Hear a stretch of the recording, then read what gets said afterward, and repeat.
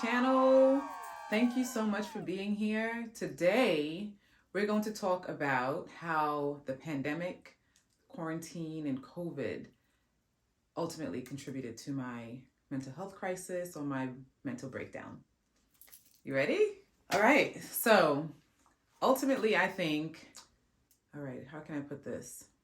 And this is all in hindsight because I didn't really know it was happening while it was happening, because I feel like our brains just go into survival mode and we kind of try to make things seem like it's okay and make the most of it. So for example, when we got sent home to work from home, I told myself this is a good thing. I'm excited about this. I don't have to get up earlier and get dressed and drive the whole commute to work. Not that it was that far, but all these inconveniences that we had to do to get to work, to make a living, we no longer had to really do. We get to still make a living in the comfort of our home. So I rationalized that as actually being a perk. So I didn't feel so bad about when the pandemic hit and we all got sent home and the quarantine started.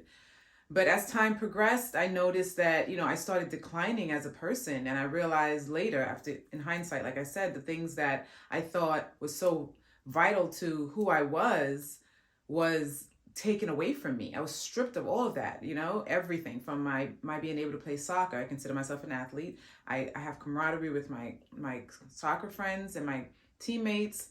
My husband and I would go out after my soccer games every week for our little date night. The camaraderie I had with my coworkers, my work family, I missed all of that. Just the freedom to leave and be able to go to lunch or explore downtown Albany, or simple thing as getting dressed in the morning. I mean, getting up and getting dressed wasn't always fun, but like once you get dressed and you put on some good clothes, you feel good. When you look good, you feel good. So I was missing that part. I went from wearing heels and, corporate attire every day, dressing up and feeling good, to just wearing slacks and wearing sweatpants and leggings and, comfy clothes. And again, not realizing how it was really deteriorating me as a person, but just falling into something that felt comfortable and just rationalize it as it being okay. So we go through and we adapt. Be careful of what you adopt while adapting. So we just kind of fall into something that feels safe and we just go with the flow and just try to make the most of it, and our brain goes into survival mode. So it was difficult to see the effects of this as it was happening, because again, we just try to survive. I don't think I left my house. I left my physical house because, but I stayed on my property. I didn't leave my property for about a little over a month. I'll insert a video for the first time that I left with my husband. This is my first time out of the house since this whole coronavirus pandemic has started. 6 weeks? It's, I don't know, Friday the 13th. Friday the 13th was the last time I was off my property. So this is the first time since then that I'm leaving my property. I just wanted to document that because it's the longest I ever stayed home. And I'm a little nervous, but I'm okay. I stayed home. I didn't leave. I like my house. I wish I spent more time here. I used to complain about having to be at work and wanting to be home, especially on a really nice day. I have a pretty decent yard. I have a pool. My house is decent. I like being here. And I just used to complain about that we don't spend enough time in the house that we pay so much for. And when we do have time, when we do want to enjoy our time, we end up leaving our house and going and spending money to be somewhere else that's more enjoyable. So I just always thought that we should be able to enjoy the house and the space and the property that we pay for, our mortgage every month, thousands of dollars sometimes, and our escape, or in order for us to enjoy ourselves, we have to go to a resort or go to another location in order to enjoy ourselves. So maybe that was a manifestation of the pandemic. I don't know. I'm not that powerful, but I have said that before. Like, I wish I could work from home more. It's more convenient. I don't have to get up early, and I don't have to commute, and it's just the convenience of it. So maybe that was a manifestation as well. But anyway, during the whole pandemic, there was the element of fear and panic and uncertainty that plagued us, and we were just not sure of anything. At least I wasn't. didn't know what I was supposed to be thinking, what I was supposed to be doing, how I was supposed to be feeling. And it just all was so scary. Like you had no control over anything anymore. Everything that you thought you knew, you didn't. And when you would watch the news, there there was no real guidance there. It just made it more confusing. Trying to keep the family safe and do what you're supposed to do while still trying to maintain some kind of lifestyle, or just have, you have to go out and work. You have to make a living. You still have, my husband had to go out and still work, but my older kids wanted to go out and have a social life during the pandemic. And my little one, we were mainly responsible for keeping her safe. So trying to juggle the older kids and my husband and my younger daughter adapting to going to school from home while working.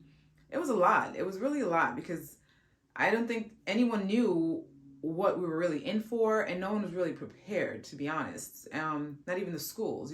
Again, they thought it was going to be only 2 weeks. 2 years later, I don't even know if we're officially out of the pandemic yet. Are we? But yeah, I mean, it was a whirlwind. It was a whirlwind, and I think in hindsight, in all of it, I got to reinvent myself, because all the things I clinged to that I thought made me who I was, I felt like I was depleted of that. Like I was deflating as a person little by little each day. And ultimately, I get to reinvent myself, because those things, yeah, they were good to have. It kept me in a routine. It made me feel like I had purpose, but it wasn't really who I was and what I really was meant to do.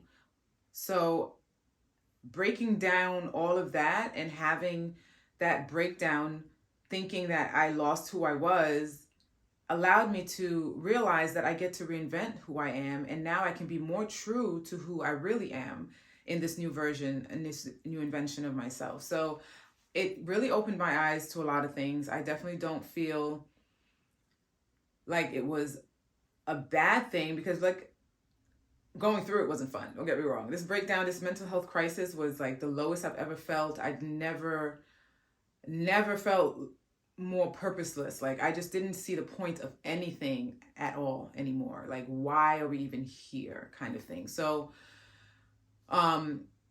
breaking down to that level and then having to rebuild yourself is liberating in a sense, because you literally get to decide who you want to be now. You get to decide what matters to you now. You get to be intentional about who and how you spend your time with and what that looks like. And it's been really, really, really great for me, because I don't know who that person was. I just kind of fell into that person before my breakdown, just because of circumstances, whether it's, school, or the people you're around, or the work you do, or the job you get, or nothing was really intentional per se.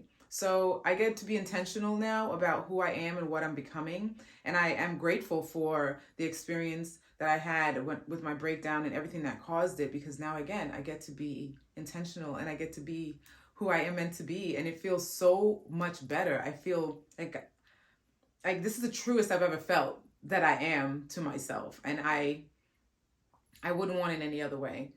And I always, even going through the breakdown, I always said to myself, like, this really sucks. I feel like crap, but I know in my heart that there is something greater on the other side of this. But I can't deny it sucks. And I didn't know for sure if I was going to get out of it, but I just knew in my heart that if I did, I was going to be a better version of myself on the other side. So there was something there maybe that was holding me together to some degree, maybe just a little, because it was low. It was a low point. But yeah, the pandemic was crazy. We all know it. And I think a lot of people are not even sure of the full effect it's had on them, because they're just still going. The mentality in this society is just like, there's no time for recuperation, no time for well-being, no time for self-reflection. It's just one thing after the other, go. Kids to school, go to work. It's like one after the other, after the other. You literally have to like leave the country almost, or your space, your normal, your home, to get away from all of it. And what do we get that? Like twice a year, if that? Some people don't even get it. Like, I don't think we started taken vacations until like 2016. We took our first family vacation, and it wasn't a scheduled thing. Every year we go. We just decided to go one time, and we're like, oh, this is great. But some people don't even have that, so it's difficult. You don't get the time to recharge and recuperate and figure out where you are, where you stand, and just feel yourself be in your being and enjoy it and nurture yourself. It's a real lack of emphasis on well-being in society, and we have to do better. We have to do better, and I want us to be able to have the time, or take the time to nurture ourselves and really connect with who we are, so we can be the best and truest version of ourselves. So the pandemic was tough. I didn't realize what I was going through while I was going through it until after my breakdown, and I had to evaluate everything. But it definitely was a blessing in disguise, because I get to reinvent myself, and I feel like the truest version of myself I've ever been, and I'm intentional about the things I want, how I feel, who I am, what matters to me. And kudos to the pandemic. I mean, at the end of the day, we always have to look on the bright side of things. We have to find the good in everything, and here I am. So that was how I think the pandemic really contributed. I hope that was enough. I feel like I might have missed some things, but you know, the panic we were all in. You know, the reliance on the government, and they just had scare tactics. That's the scare tactic. At least that's what it felt like watching the news. Like, the death tolls going up, the shelves at the grocery stores are empty, there's signs everywhere, there's glass in front of the cashiers, there's stickers on the floor about how far apart you need to stand, and everyone is wearing masks, and it was just scary to see. It felt like the freaking zombie apocalypse. So it was all like us just working through that and not really understanding what it was, but we just tried to find the best way to navigate it and come out on the other side okay. But I don't want to just be okay, and you shouldn't want to be just okay either. We want to be great. We want to flourish. We want to live, truly live. So the pandemic helped after it broke me down. So there it is. Next time, I think I want to discuss maybe how, I don't know yet. I know there's a lot of aspects of what I think contributed. So the pandemic was definitely, this is in no real order of importance, or, that the pandemic was the biggest influence or anything like that. There's a lot of different things. There's my health, there's my work, there's my family life, there's my personal life, like my friends and my family and stuff like that. So all these different things contributed to my having this official, like, mental health crisis and breakdown. So I'll be touching on all of those at some point, but I just chose to speak about the pandemic first. So I hope you can relate in some way. I hope you find some kind of encouragement or inspiration from this, that even though things may look like they're falling apart, they actually are just falling into place. You're right where you're supposed to be. You have a purpose, and it's bigger than you know. So keep going and just find your true self and live in your power. See you next time. Mwah.